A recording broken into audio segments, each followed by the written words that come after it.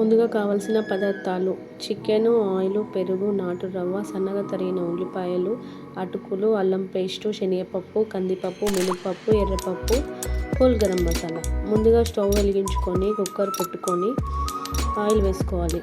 Heat అయిన తర్వాత ఉల్లిపాయలు వేసుకొని వేయించుకోవాలి.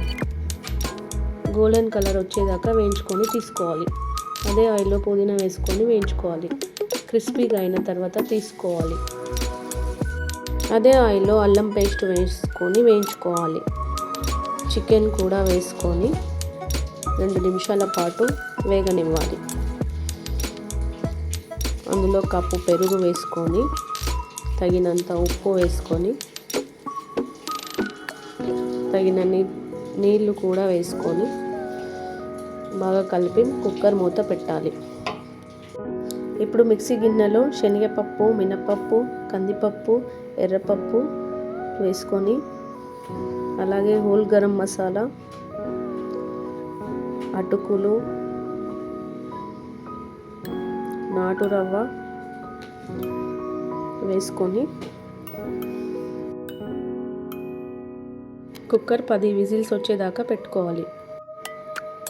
ఇప్పుడు ఈ మిశ్రమాన్ని మిక్సీ పట్టుకోవాలి. మెత్తగా పౌడర్ లాగా మిక్సీ పట్టుకోవాలి. వావ్, చికెన్ ఎంత మెత్తగా ఉడికింది. ఇందులో పౌడర్ వేసుకొని బాగా కలుపుకోవాలి. ఇలా కలుపుతూనే ఉండాలి. 5 నిమిషాల పాటు కలుపుతూనే ఉండాలి.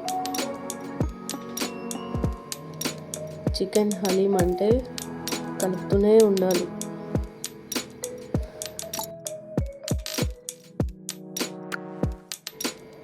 వావ్, చూడండి ఎంత బాగా వచ్చిందో. బాగా కలిపితే ఇలా వస్తుంది. వావ్, యమ్మీ యమ్మీ. ఇప్పుడు ఇందులో బ్రౌన్ ఆనియన్స్ వేసుకోవాలి.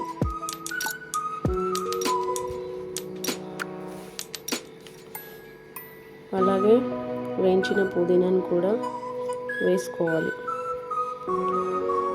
అలాగే నెయ్యి కూడా యాడ్ చేసుకోవాలి. వావ్, ఎంత బాగా ఉంది. యమ్మీ యమ్మీ, సూపర్ కదా. ఒక బౌల్ తీసుకొని హలీం సర్వ్ చేసుకుంటే వావ్, హలీం రెడీ.